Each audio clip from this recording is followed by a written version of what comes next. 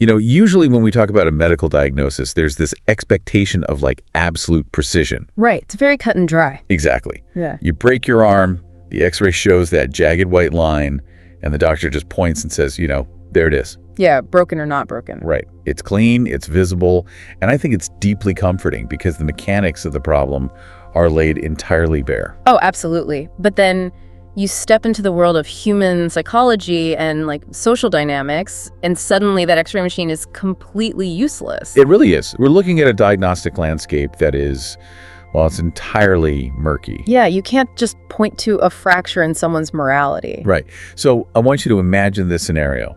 Someone barges into your quiet evening, they insult you right to your face. Wow, okay. Yeah. And then they destroy your personal property right in front of you. Just completely out of line. Completely. Forcing you to actually call the authorities to intervene. But then, by the end of the night, not only are they not in trouble, but you are the one apologizing to the intruder. You're carrying them to their car, and you're calling them a genius? Yeah. I mean, how does that even happen? It completely defies our basic comforting logic of, cause and effect, or crime and punishment. Yeah, it really does. We expect this linear progression, right? Where a violation of social norms leads to a proportionate consequence. Right, a normal reaction. Exactly. And when that progression violently reverses itself, we are forced to look at the invisible structures governing our behavior. We're kind of forced into this philosophical analysis of what we actually value versus what we just claim to value. Okay, let's unpack this. Because that scenario I just described, it isn't a hypothetical. No, not at all. It is the core event of Anton Chekhov's classic short story, The Mask.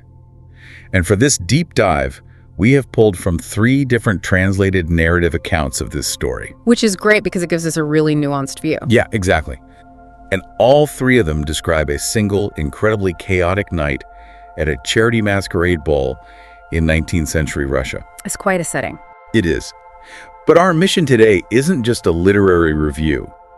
We are going to put this narrative under a philosophical microscope to explore human hypocrisy, the illusion of moral superiority, and really how society's rules bend around wealth and power. Because it's so relevant, even now. That's exactly it. And while we are analyzing a specific historical setting, I want you, the listener, to keep the modern parallels right in the front of your mind. Oh yeah, you have to. Because the bizarre social inversions we are going to explore, well, they are mechanisms you navigate constantly. Every single day. Right. You encounter this dynamic when power enters a room, whether that's a boardroom, a political arena, or just how society treats celebrities. Oh, definitely. The contrast between our everyday understanding of right and wrong and what actually happens when immense capital is introduced, it's just staggering. It really is. So let's set the scene. Right, so the setting of this narrative is crucial for understanding the philosophical baseline here. Okay. We are at a charity masquerade ball at Right. a local social club, and the time is exactly midnight. Prime time for a party. Exactly. And outside, in the main hall, there is absolute sensory overload. The music is blaring, people are dancing, plates are clinking. Just a really chaotic, loud environment. Yeah, it is a space dedicated entirely to physical indulgence and, communal revelry. But the narrative immediately pulls our focus away from that massive dance floor, doesn't it? It does, yeah. We zero in on a much smaller room tucked away inside the club, which is the reading room. The reading room, okay. Right. And inside this reading room, 5 intellectuals have sequestered themselves. They are sitting around a large table completely buried in newspapers. Just totally ignoring the party. Exactly. And the translated accounts specifically highlight one prominent figure among them, this guy named Chekhov. Right, Zestukov. Yeah, he's a bank director described in all 3 translations as holding, quote, highly liberal views. Highly liberal views. Right, and he is deeply engrossed in the political dispatches from Moscow and St. Petersburg. What's fascinating here is the concept of spatial philosophy. Yes, spatial philosophy. Because we really have to ask why these men are in this specific room, right? I mean, they RSVP'd to a charity ball. Which is a highly physical communal event. Exactly. Yeah. Yet they actively resist the environment they literally chose to attend. It's like the reading room acts as a metaphorical fortress. It really does. It's a bubble. Yeah, a bubble. By sitting in silence, by burying their faces in broadsheets while the masses are out there drinking and dancing, these 5 men are constructing a very specific identity. They're performing their moral and intellectual superiority. Right. I'm thinking of a modern parallel. It's like going to a crowded, high-energy house party, and after 20 minutes, you retreat to the kitchen. Oh, I know exactly what you mean. Right. You lean against the counter, and you just start scrolling through dense, highbrow news articles on your phone. Yeah, entirely ignoring everyone. And you have to ask, are you doing it just to show everyone else that you're above the noise? The performance aspect is just undeniable, especially when we look at the historical context of the Russian intelligentsia in that era. All right, tell us a bit about that context. Well, identifying as a liberal intellectual, like Chekhov, it meant you believed in civic order, in rational discourse. Okay, so very high-minded ideals. Exactly. And in the rule of law, over the arbitrary rule of the aristocracy, you believed in the power of the press to elevate society. But look at the spatial reality of it all. Right. By reading about these grand, abstract ideals in a sequestered, silent room, while a real chaotic society exists literally right outside the door, his liberalism exists in a total vacuum. It's completely untested. Completely untested. Yeah, that untested nature is a brilliant point. Because I think it's incredibly easy to be a champion of civic order when you're sitting in absolute silence with 4 other guys who inherently agree with your worldview. Oh, exactly. There's no friction. Right. You don't have to negotiate your values with the messy reality of other human beings. And that brings us to the first philosophical layer of the narrative, right? Okay, let's hear it.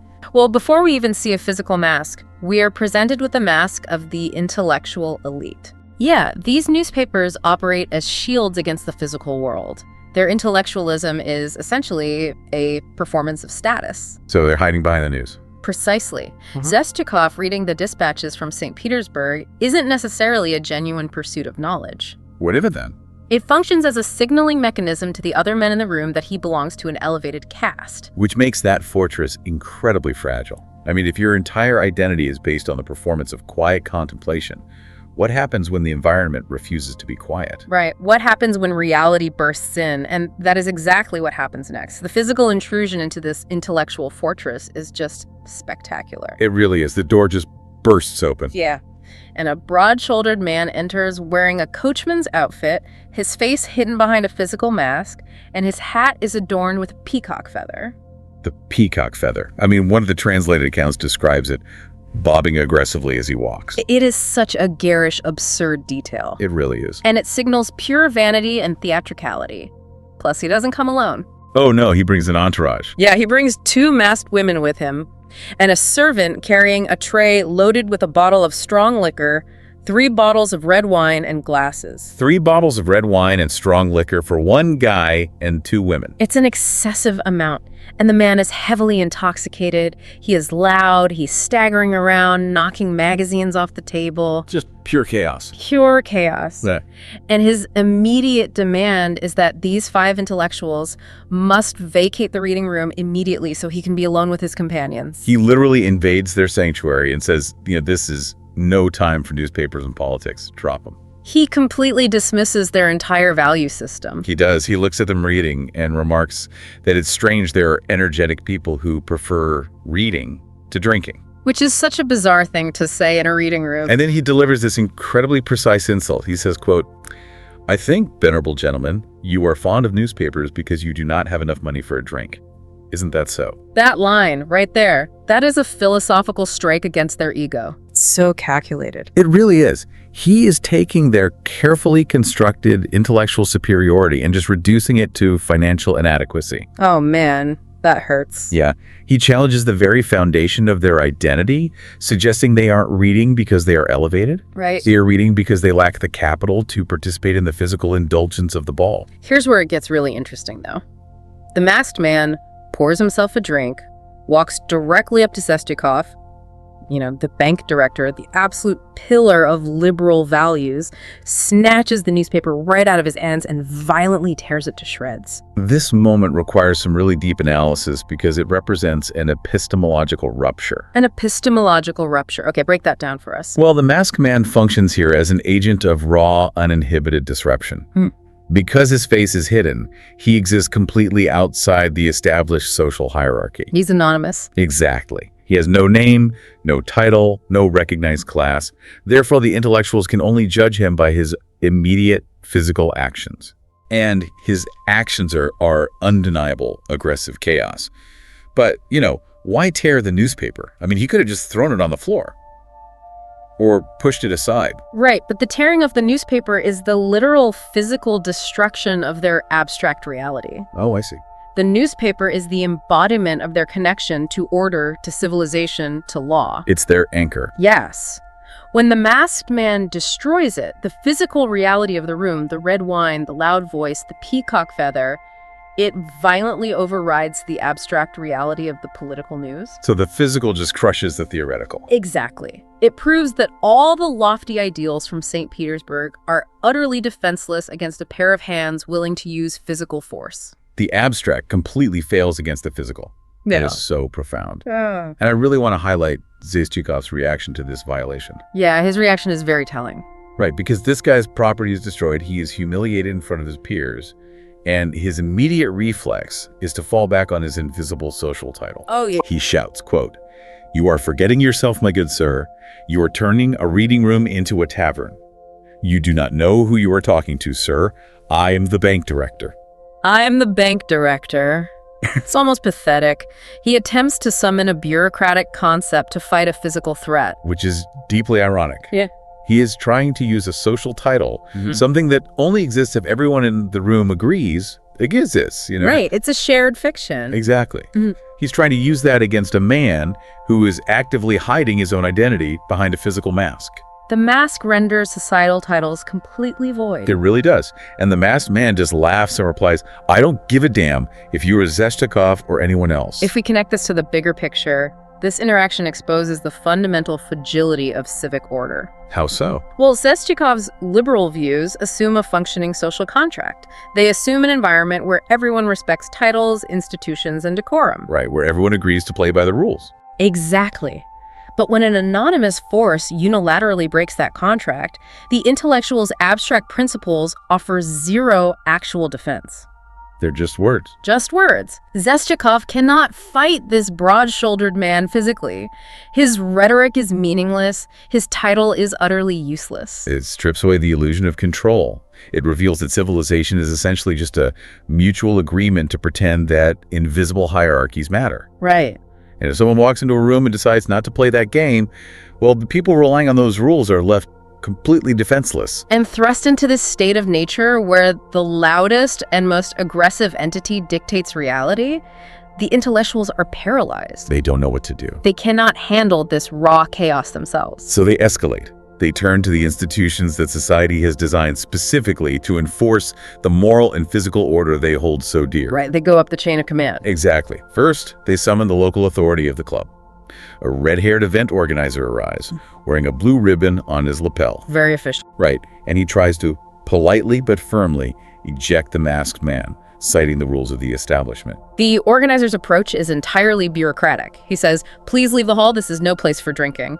He appeals to the designated purpose of the room. But the masked man just swats him away with this inverted logic. Yeah. He tells the organizer, "If you are a person of importance here, then you should throw these readers out." Which is so audacious. It is.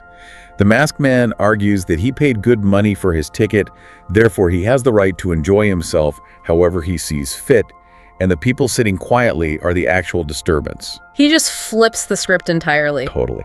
And when the local authority fails, the intellectuals summon the ultimate institutional power, the police. Right. Enter Yevstrati Spiridonov. Oh man.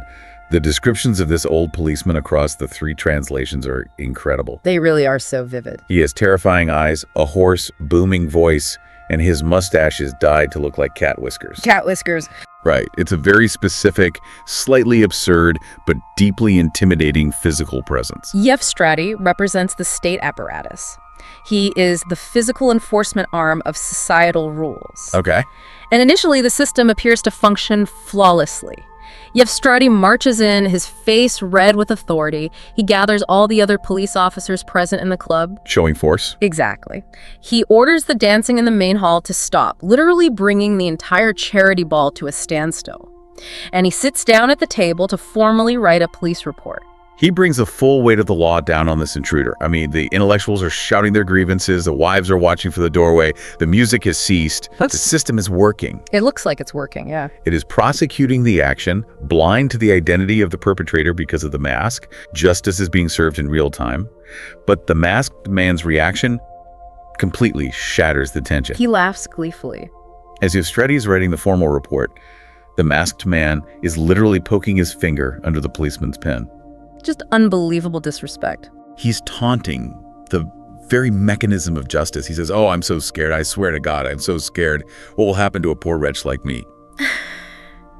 He is actively encouraging the process of his own supposed destruction. This raises an important question, though. Why would anyone laugh in the face of the ultimate authority? Yeah, why? I mean, the policeman is furious, the crowd is hostile, the documentation is being finalized. In any normal societal equation, the masked man's fate is completely sealed. The best analogy I could come up with for this dynamic is cybersecurity. Oh, interesting. Let's hear it. Imagine a massive corporate IT department.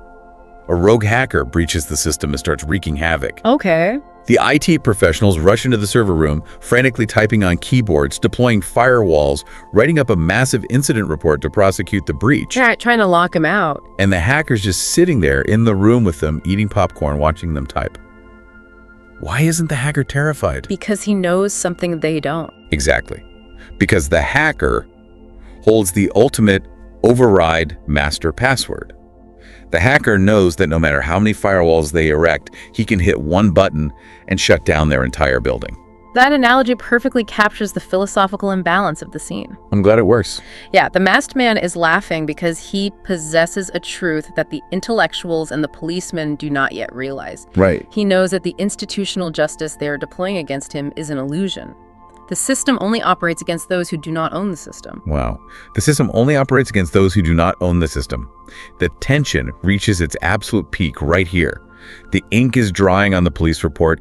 The intellectuals feel entirely vindicated. That trap is set. And then, with a single physical movement, the fundamental reality of the room flips completely upside down. Yeah. The masked man looks at the group, counts 1, 2, 3, stands up to his full height, and tears off his mask. The reveal is instantaneous. Just absolute shock. The man under the mask is Pyatagorov. He is a famous local millionaire, a factory owner, and a hereditary aristocrat. The most powerful man in town. Exactly. And adding a profound layer of irony to all this, he is a well-known local philanthropist. He is frequently praised by the very newspapers he was just tearing up for his respect for education and enlightenment.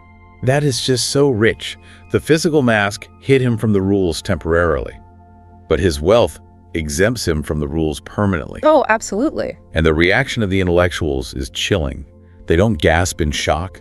They don't continue to yell or demand justice. Well, not all. The translated accounts emphasize an immediate, profound, suffocating silence. The silence is the loudest part. The intellectuals pale. They look at each other in total confusion. They scratch their heads, and then quietly, walking on their tiptoes, they slip out of the reading room without uttering a single word. This is the philosophical climax of the narrative. It forces us to ask, what is morality, really? That's the big question. For Zistikov and his peers, morality, civic order, and liberal values were supposed to be absolute constants. Unchanging. A drunk man assaulting people and destroying property is an objective wrong.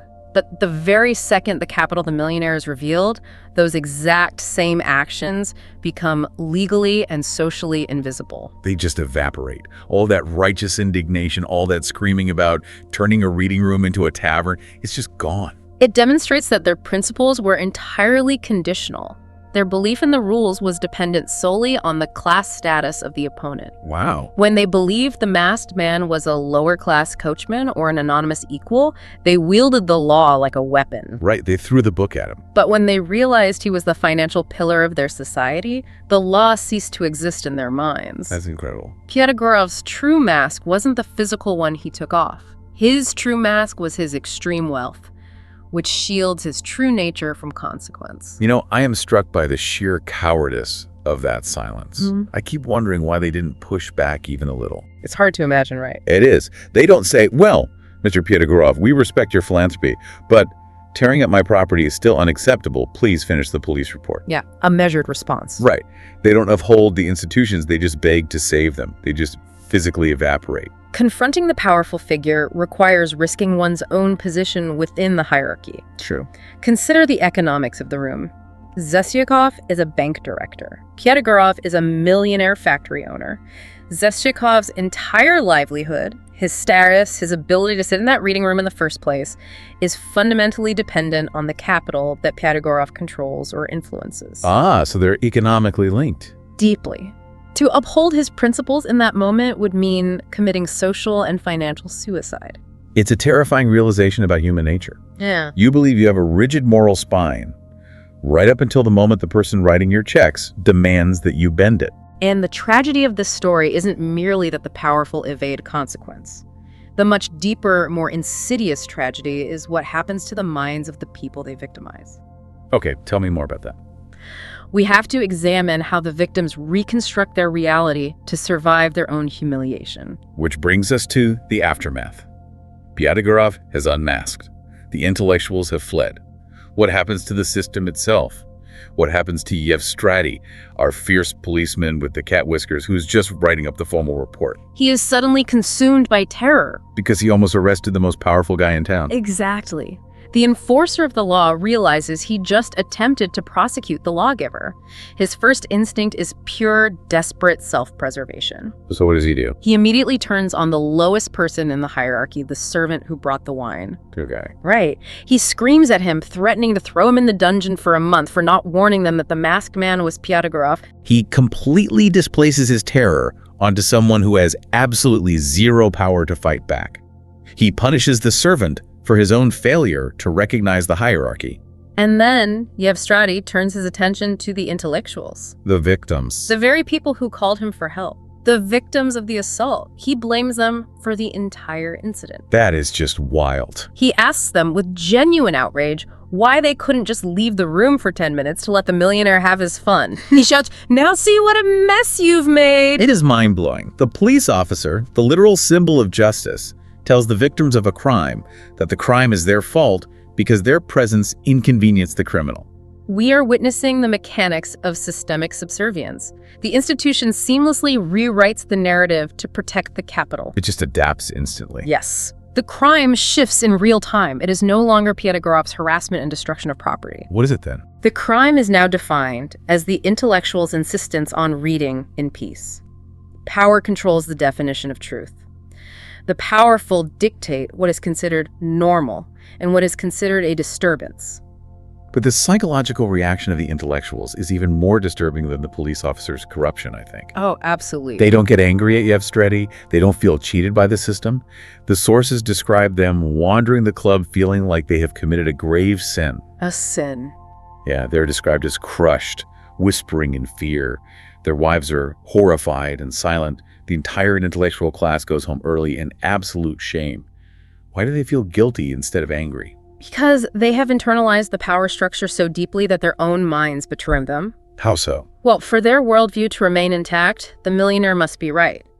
If the millionaire is wrong and the law cannot touch him, then the intellectuals have to admit they live in a lawless tyranny where they are essentially powerless peasants. Which shatters their whole identity. Exactly. To avoid that terrifying existential realization, it is psychologically easier to blame themselves. Wow. They convince themselves that their attempt to read was, in fact, an offensive act against the millionaire's divine right to revelry. So instead of acknowledging the system is broken, they contort their own memories to make the system make sense. They rationalize the abuse. Yes, they let the authority figure rewrite their own memories of who was right and who was wrong.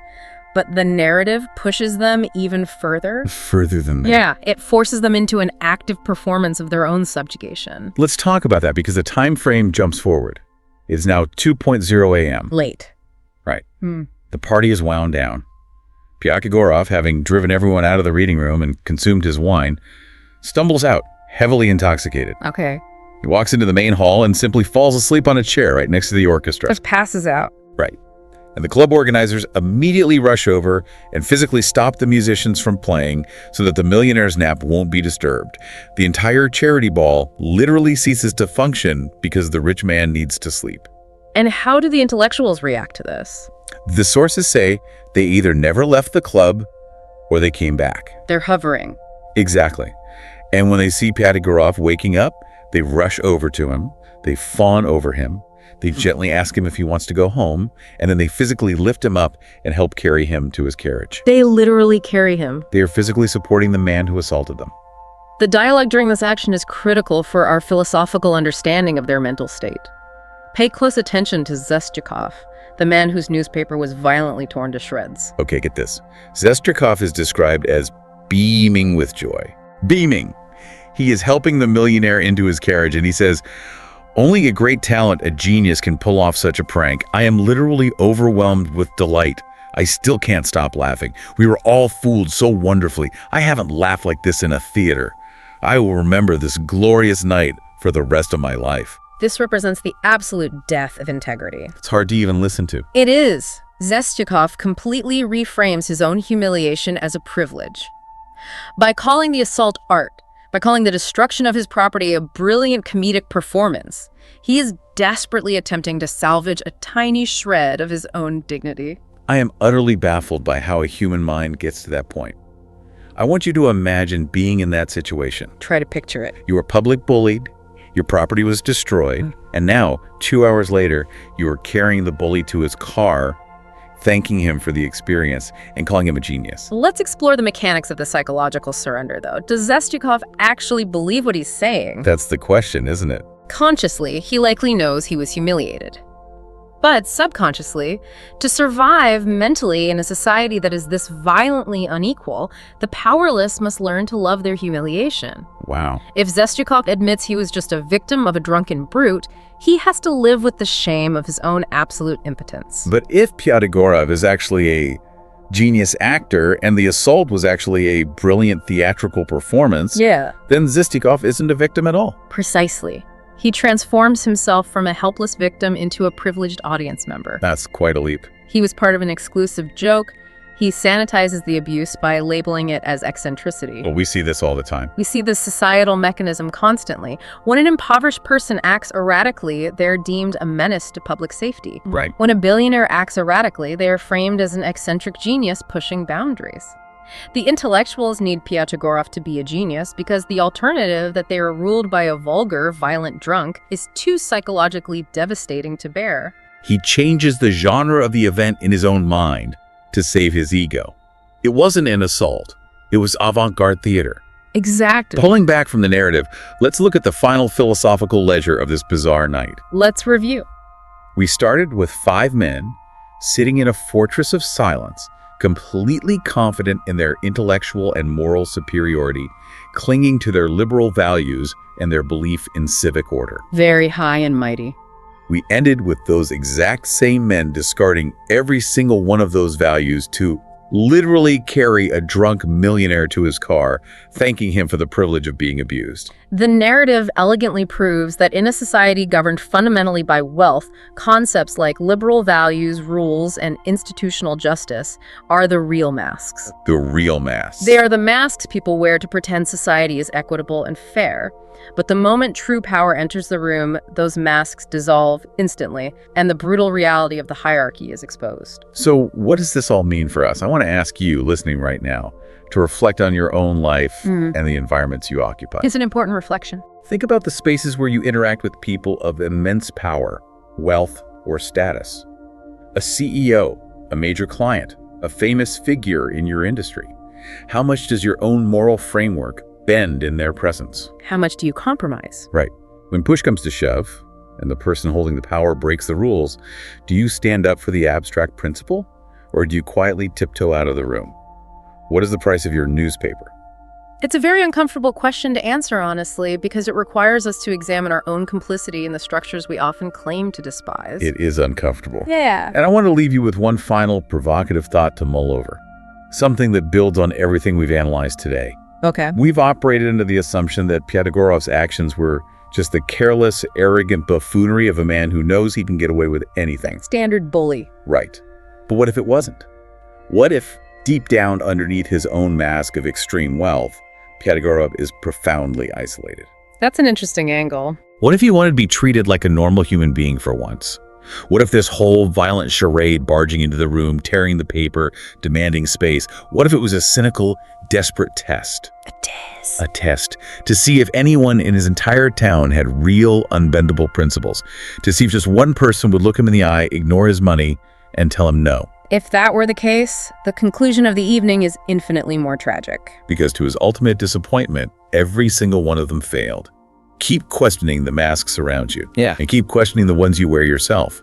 Because when you step into the murky waters of human morality, that diagnostic X-ray machine is broken, and all we have left is the truth of how we behave when the pressure is on. Thanks for joining us on this deep dive.